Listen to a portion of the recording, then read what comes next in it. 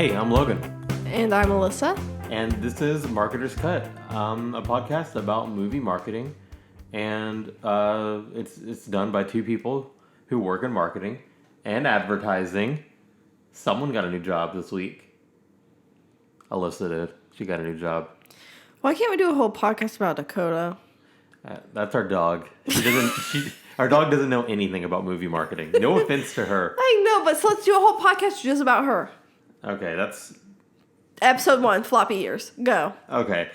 This week, we're talking about The Green Knight, the newest film from famed indie distributor... A24. Yes. A24. Ready to get into it? Been born ready. Born ready? Birthed ready. Ask Shauna. Queft from the womb ready? Nope, don't say that. It's a quote from the film if you haven't seen it. They don't even know what film it is. The Green Knight. I did already say the name. Well, you said who it was by for sure, who the distributor was.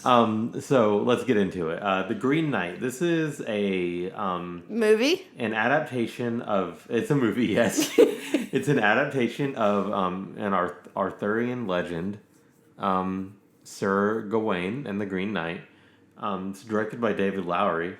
Here's the IMDb synopsis, which is kind of just what I said. A fantasy retelling of the medieval story of Sir Gawain and the Green Knight. It's a short synopsis, but it's not incorrect. But is it correct? Yes. Before we get into it, let's just talk real quick. What do you think about this movie? I was kind of sleepy during the whole thing. I was sleepier than I would have preferred to be during this movie. It was interesting. Some things didn't make sense, but thinking about how it's based on this piece of literature, then I'm like, oh. It's like an epic poem type thing. Then it's like, of course it didn't make a little bit of sense. You know, like that actually makes more sense to me. Yeah.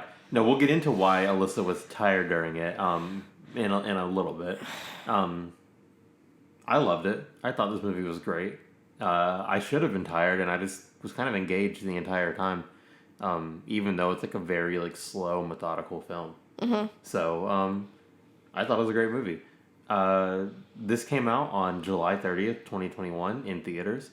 It was originally supposed to premiere at South by Southwest in 2020, but that festival was canceled. I think we talked about it recently on an episode. They did a thing on Amazon Prime where like some films in that festival could be shown for free to anybody, even people that didn't subscribe to Prime. But a lot of like the well-known hyped up films for that didn't do that. They kind of waited things out. So this is one of the films that did wait things out. It did give David Lowery a lot of time to recut the film though. He wasn't really happy with the final cut before. So he worked on it for like 6 additional months. Ooh. Yeah. So it's kind of the reason why you didn't hear anything about it for a long time, because they had this finished product, realized they had a bunch of extra time, and then that finished product was no longer what they were releasing. So you're not going to really hear any big marketing stuff about it because of that. This film was made on a budget of $15 million. It opened to $6.8 million. Now, face value doesn't look great, but it was only expected to open to $4 million. It actually made $2.8 million the first day it hit theaters, which, that's a big day for a film like this. So far, it has grossed $16 million, so just slightly above what its budget was. Mm-hmm. And only $360,000 of that is from international totals. So, and that's partially because it hasn't had a lot of big international releases yet. Mm-hmm. It's kind of still in the process of all of that. But it did something else a bit interesting to get people to pay for it and to watch it. So, it came out on July 30th. A little bit after that, they announced that they were going to be doing a one-night-only showing of it in the A24 screening room. So it's like a virtual thing you could buy a ticket for. I bought a ticket for that. That was on August 19th. If you're listening to it, to the show as it comes out, that was last Thursday. It included like a pre-show, which I believe was... I don't remember who did the voiceover or the introduction in the pre-show, but it had kind of an in-character introduction for the film that introduced the actors playing the different characters. Mm-hmm. It's kind of really interesting. Then you get to watch the movie. And then there was a post show as well, which was about 6 minutes, and just David Lowery reading, I think it was him, reading an excerpt from the poem that this is based off of. So it was a cool thing. Tickets for this are $20. Now the one time only thing, it was on a Thursday and on a Wednesday at 9 p.m. So I said the 19th was actually the 18th. It was on a Wednesday at 9 p.m. though, which is why Alyssa was tired. We had to watch it then, or so we thought. We had to watch it late at night on a weekday. Yes. Not great. Now, shortly, a couple of days before the screening room, they announced that they were going to be bringing this film to VOD services for $20 rentals on Thursday, 8/19. Yes, on the 19th. So the day after we rented it for $20 through a screening that only lasted 4 hours. Yes. So we had to watch it at 9 p.m. and I already spent $20, but they did bring it to VOD services right after that. Probably would have been the preferred way for us to watch it because the timing would have been better. But an interesting strategy to kind of do the screening room and then immediately after open it up for rentals and kind of not tell people, at least right when you announce the screening room. Tricked us, huh? Yeah, a little tricky. A little trick meisters. I did think the screening room added something to the experience, though. The pre-show and post-show were really cool. It's not something you get when you rent it on iTunes or something. So it was a cool experience, to say the least. Rotten Tomatoes, don't look. Did you already look? Nope, I haven't looked. Okay. I swear to God, I swear. What do you think the difference between the critic and the audience score is for this film? Oh, God, I bet. Well, when you say that, it's like, man, people fucking hated it. That's my guess. The way you said that, I guess people hated it. And you're making it seem like maybe it's a big difference. It's either big or small. So my guess is going to be 30-point difference. 37. Okay, great. Yeah, an 87% critic score, a 50% audience score. I'm actually shocked at the audience score being that high, weirdly enough. And you see a lot of movies like this, they have like really high critic scores and then like devastatingly low audience scores. People just were not there for it at all. So I would have expected in the 30 to 40 range, not 50. But here's the critic consensus from IMDb to kind of get an idea of what they were saying about it. The Green Knight honors and deconstructs its source material in equal measure, producing an absorbing adventure that casts a fantastical spell. And the audience consensus is, for better and for worse, the beautifully filmed Green Knight is a different take on a classic story that takes its time in the telling and leaves a lot open to interpretation. Keywords there being for better and for worse. Cinema score. This one, C+. Okay, makes sense. The lowest cinema score we've talked about on this podcast in a while, I feel like. Yeah. But it does make sense, I guess. It's something that's really common with A24 films is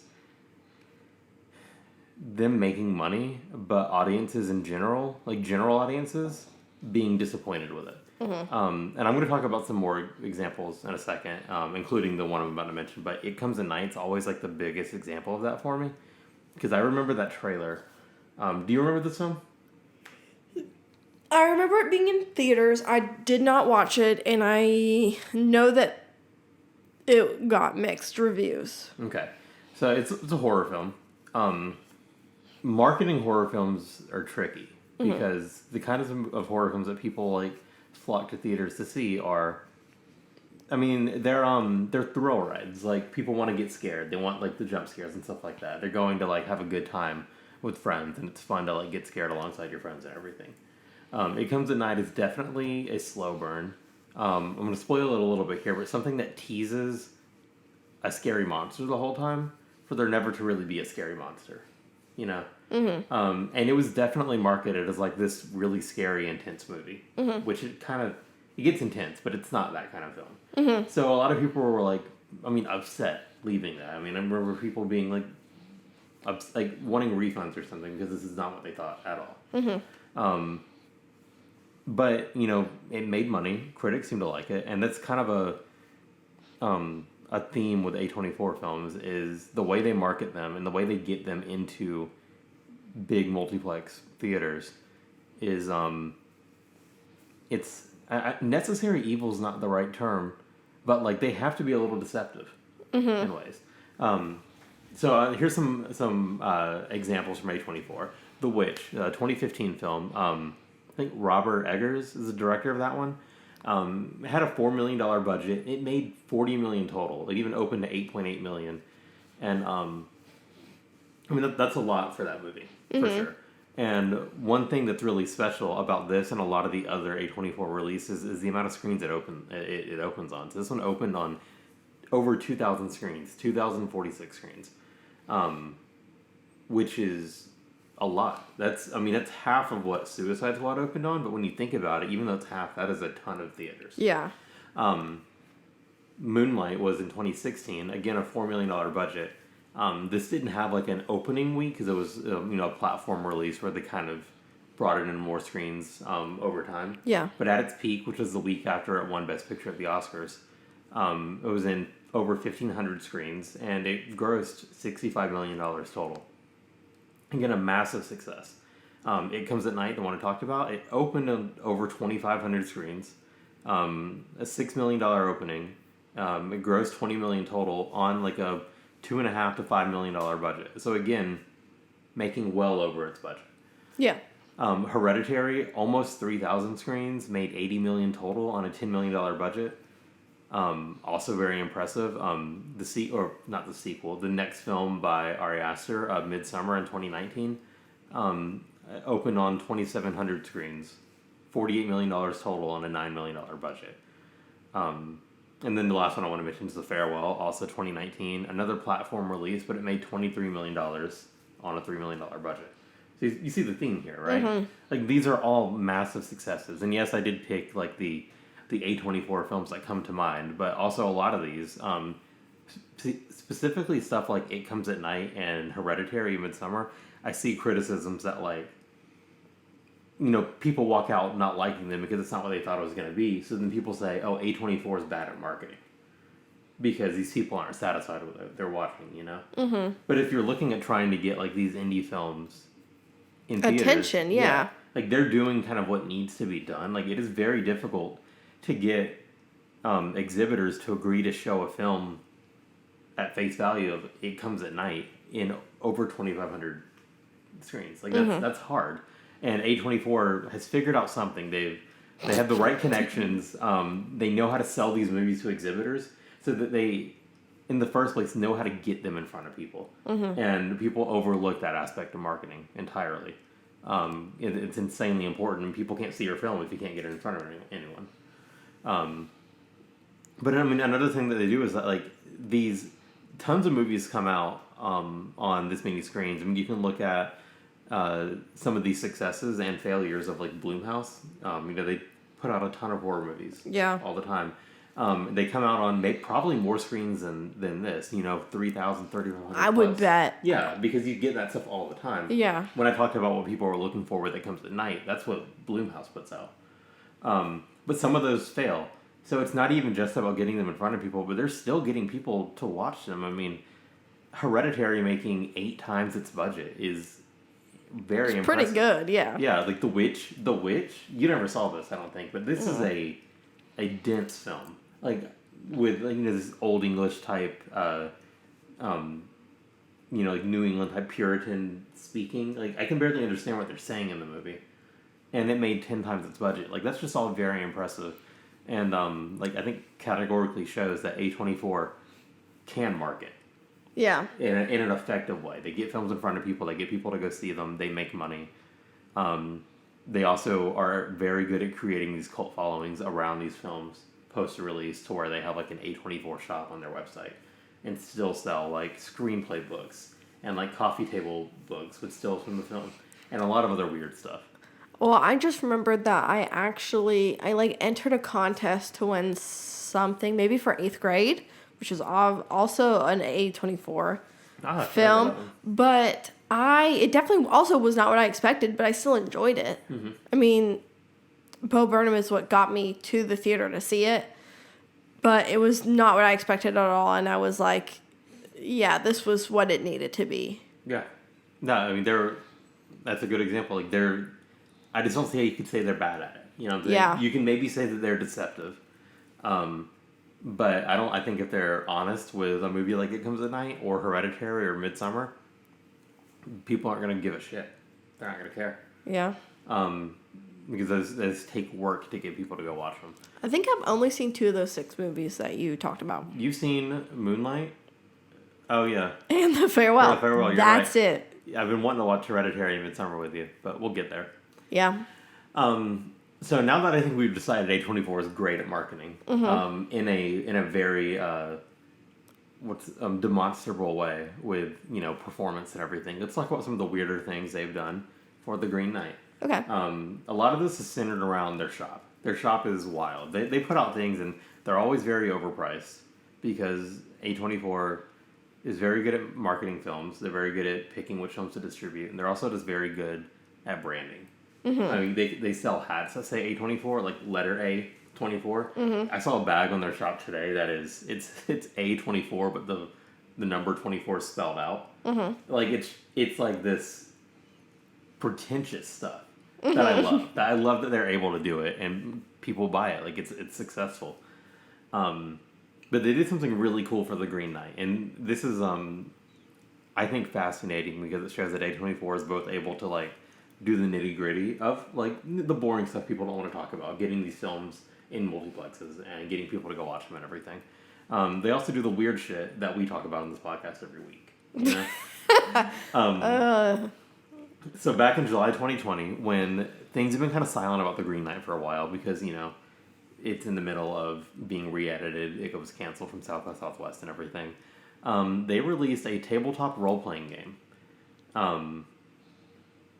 To hold over audiences, on their video tweet announcing it. The caption is second only to seeing the Green Knight in theaters, and I mean it's like a D&D type thing, and it looks really cool, and it's only $35 in their shop right now and not sold out. So I think I really want to buy it. It's called A Quest for Honor. Okay. And I mean it's awesome. Look at this. Like it's got this this classic like D&D artwork style, kind of like that that adventure illustration that you would kind of imagine from like the 80s, Yeah, that's what I'm saying. That like it looks like 80s quality. That video does, but it looks like the font you would use for something like D&D. Yeah, and a lot of like the Arthurian books. If you look at like King Arthur stuff and like Excalibur, this is the same kind of aesthetic that you get with that. So yeah, I mean, I think this is really cool, and like, I mean, $35. I say their stuff is overpriced, but for like a tabletop game, that's not overpriced. That's It's not bad at all. Very manageable. Another thing they're doing now is they're selling the original soundtrack vinyl for the Green Knight on their A24 shop. It's pretty cool. They're doing the same for Zola actually, which we still haven't seen, but we need to see. Yeah. They're selling some limited edition tees. So this is where things are overpriced. $55 t-shirts. But, I mean, they look cool, and some are sold out, so they're being sold. Yeah. This is a cool thing. It's called Fantasy Genre Candle, and it's like a Green Knight candle. It comes with a free Green Knight paper crown, like the circle gold crown that they wear in the film. Yeah. It comes with a paper one with every order. And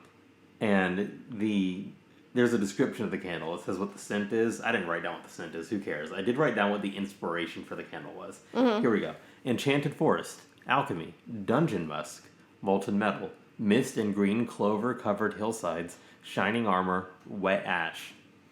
Those are some cool inspirations. What does Dungeon Musk smell like in your living room? I have no idea. They have like long sleeve tees with like the Green Knight on it with like the cool painted style artwork and everything. Like they have a lot of cool stuff on here that about half of it was like sold out. So people are buying it. People are getting into it. And I just thought that was really cool, and makes it hard for us to come up with some great ideas because they're taking all the good ones already. The D&D inspired games, the candles, the vinyls. You think we would have come up with candles? Maybe. Who's to say? Who's to say? Now listen, the other two, 100%. Those are our ideas. I mean, they probably listened to this podcast and said, you know what? Yeah, let's take some of these. Yeah.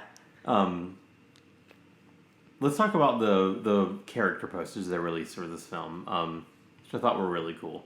So they have like the main poster, which kind of shows Dev Patel in the Green Knight crown. I believe it's him. It's from the back, you know. But it's kind of the silhouetted thing, and then they have more where they show like the fox. They have the Green Knight. They have I don't remember her name, the lady, whatever they called her, played by Alicia Vikander.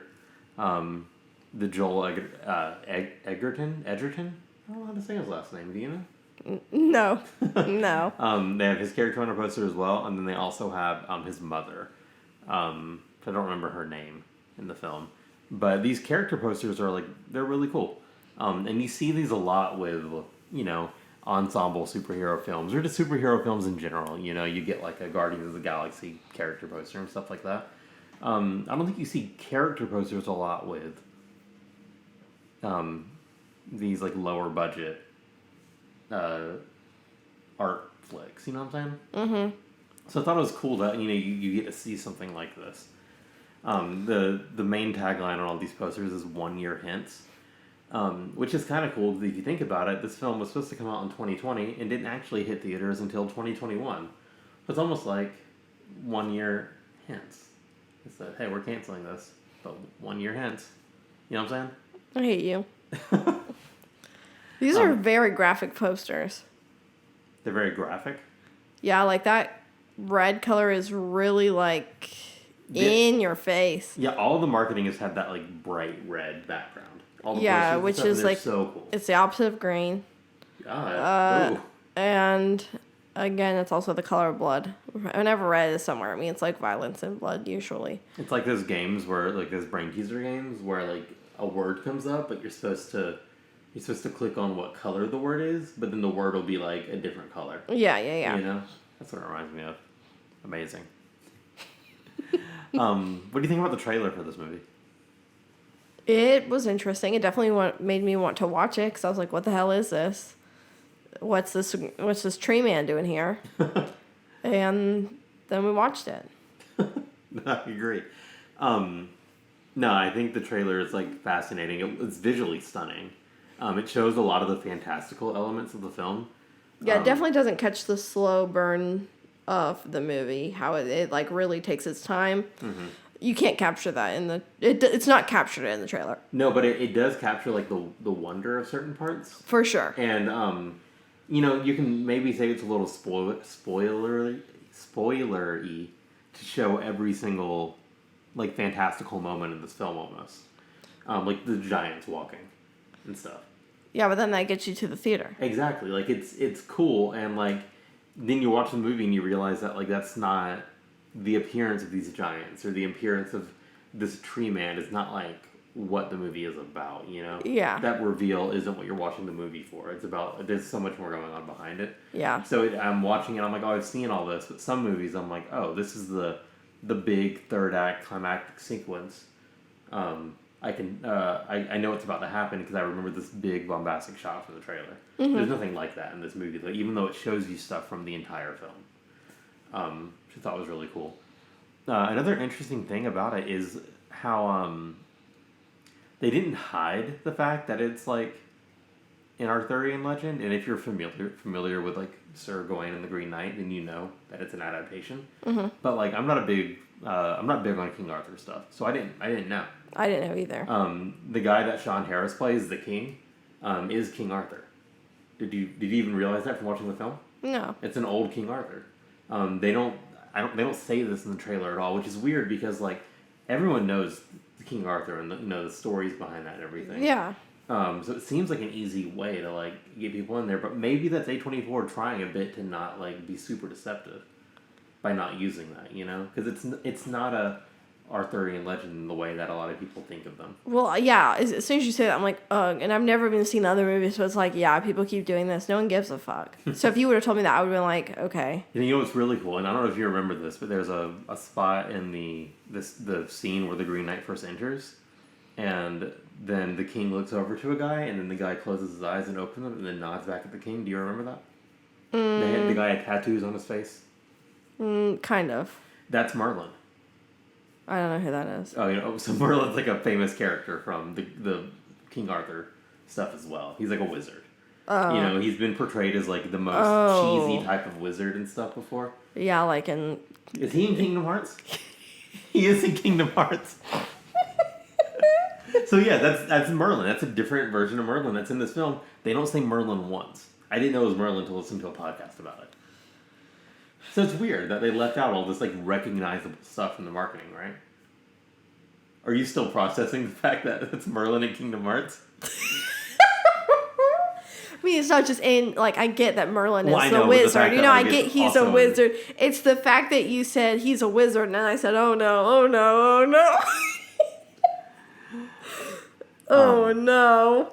Now, that may be the most interesting decision about this whole film is how secretive is not the word, but just like under the table. Because King Arthur when people do that, it's fucking boring. If you would have done that, I would have not really wanted to see this movie that much. I'd be like, great, they're doing another fucking thing that's the same. But they didn't. No, you're right. And even people that are like familiar with all the King Arthur stuff and knew this was Arthur related were like relieved that they got to see something new. Like, again, someone on a podcast I listened to, about Alicia Grasso on the Filmcast I listened to. She was like, we've never seen an old Arthur before. Like, an older actor.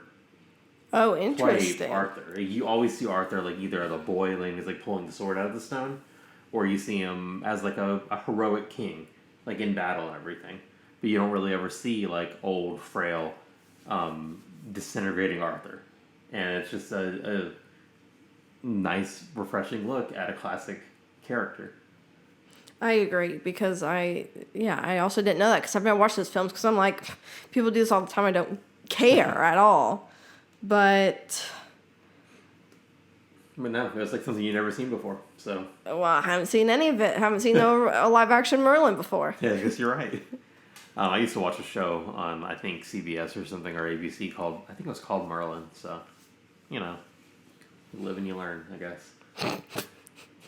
Live, laugh, love. No. It was the same vibe, I had to say it. You have any good marketing ideas for the Green Knight? No. No? Do you have any? I think okay, wait, alright. The Green Knight.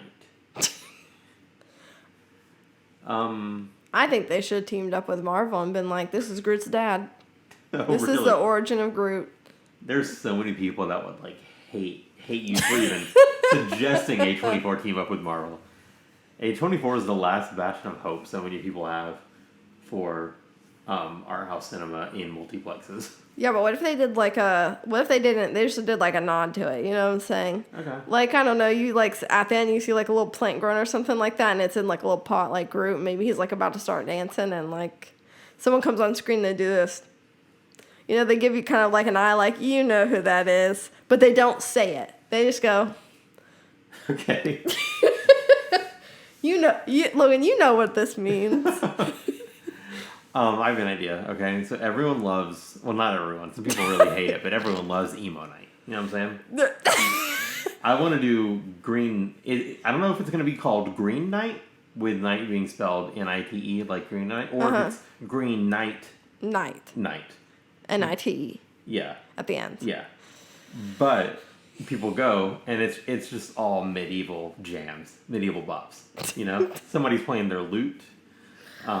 Shredding the lute. Absolutely shredding. Not people really don't play live instruments at Emo Nite. It's more of like a DJ-esque type thing. Well, you're hearing someone shred the lute on the DJ machine. Okay, what if it's all medieval instruments, but it's only emo songs? Ooh. Ooh, so like a medieval cover. Like, I'm trying to hear Dear Maria, but like, with a lute. Can we think of some good like classic emo songs, but with like slight name changes? What's the character's name in the middle of the film with the red hair? Man. The lady? No, not dear milady, count me in. I hate you. Let's see. Like I write I write games, not tragedies. For the Green Knight, you know? God, what's That's another classic emo song? Bad one. My Chemical Romance. I mean, what's that popular song? I'm Not Okay. That's not their most popular song. Oh, Welcome to the Black Parade? Yeah. Welcome to... The Green Parade. Okay, well, I was going to think of something a little more thoughtful, maybe, but Green Parade. I was thinking something more like Welcome to the Green Journey. Ooh, the Green Game. Welcome to... God. Mr. Bright Gawain. Mr. Gainside. Mr. Gainside. Is Mr. Brightside an emo song? It's in that category. You can classify it in that category. Okay. All right, this is a banger idea. Yeah, you're welcome. We really worked together on this one. We really... That's why I knew as soon as you started talking, I'd be able to contribute. Yeah. But I didn't have any, I'm thinking about like little Green Knight action figures. That makes no fucking sense. That's what I'm imagining, like fucking army men, and that's wrong. That's wrong. Wow. Can we do a promotional recipe for a type of food? Yeah, but they call it Green Apron. It's from Blue Apron, but they call it the Green Apron. So a promotion with Blue Apron, yeah. Yeah. And what do they serve? Meat and potatoes. Yeah. Chicken leg potatoes. What else did they eat back then? Whatever they give you at medieval times is immediately what I'm thinking of, which is potatoes and meat. I can't remember. I haven't been since we were in the 6th grade. So yeah, everyone's been to medieval times. Probably not everyone, but it's a trip. It's a trip. Have you been since 6th grade? No. I feel like we should go. Yeah, we should. We went on a field trip in 6th grade. No, fuck. No. Did we go? We didn't go in the mountains. No, I think not in the mountains, but I'm pretty sure we did go together. Maybe we didn't. I almost feel like we did, though. Well, anyways, Jesus if you've been to Christ. medieval times, it's, you're cheering for your knight. You're cheering for these guys to ride their horses real fast. But then they make the whole story about the Green Knight. That's what I'm saying. Do a whole, a one-time only thing, because you're not going to get a lot of people, care that much about it. But you do a one-night only thing.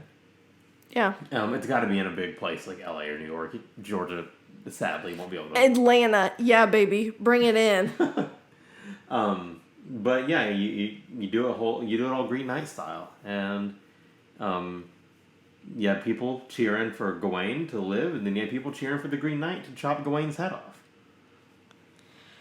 Oh, I mean, man, I'd love to see the bad makeup they do for that big old tree man. Yeah. But it'd be kind of cool. Mm-hmm. Awesome.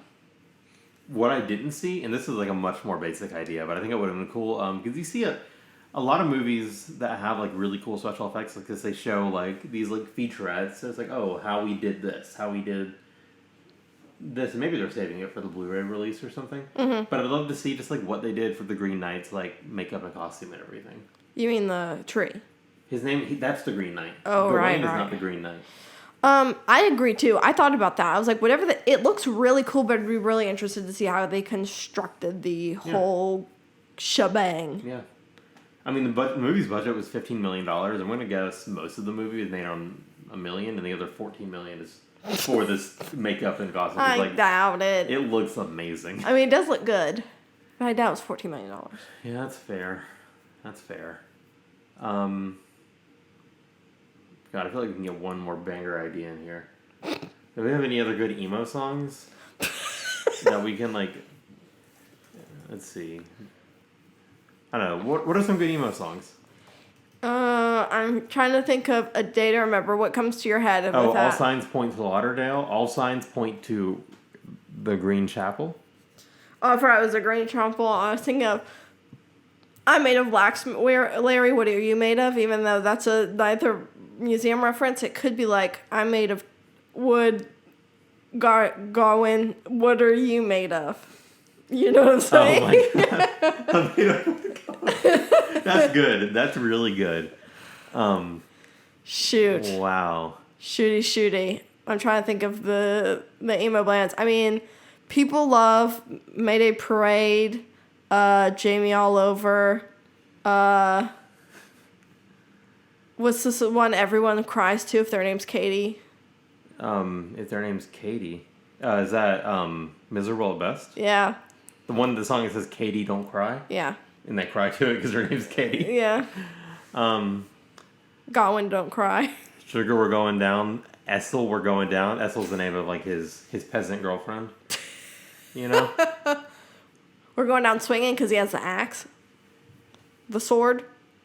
What if you do cute without the E, cut from the head, cut from the neck?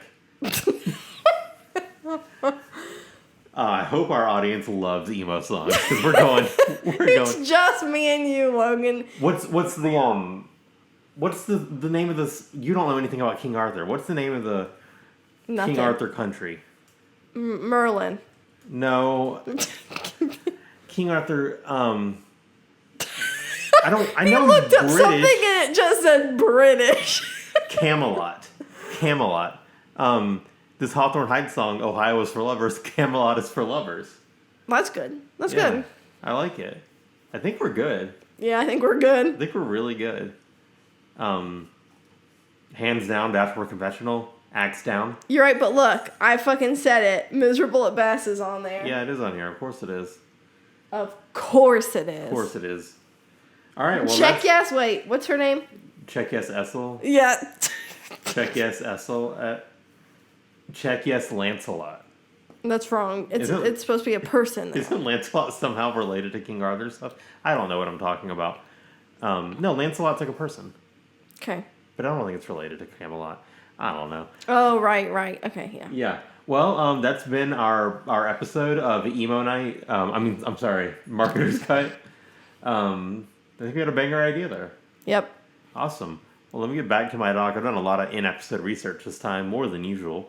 Find us on Twitter and Instagram at Marketer's Cut. Find the podcast anywhere you can find podcasts. Or on YouTube. Don't know why I put emphasis on you there. Learn more on our website at marketerscut.com. I want to thank Jacob Wall for his art. Find more of his work on Instagram at jacobartwall. That's it for this week. Don't know what we're going to do next week because we're not really going to theaters now. We'll figure it out. Yeah, we'll figure Probably something out. something fun. Yeah. Maybe the Green Knight episode 2. Shut up. Because I could talk about this all day. All right. See you next episode. Yep, goodbye. All right, let's let Coda in now. No. Coda. Oh, God. She's got the Green Knight's head. What? She brought it. Oh, Coda.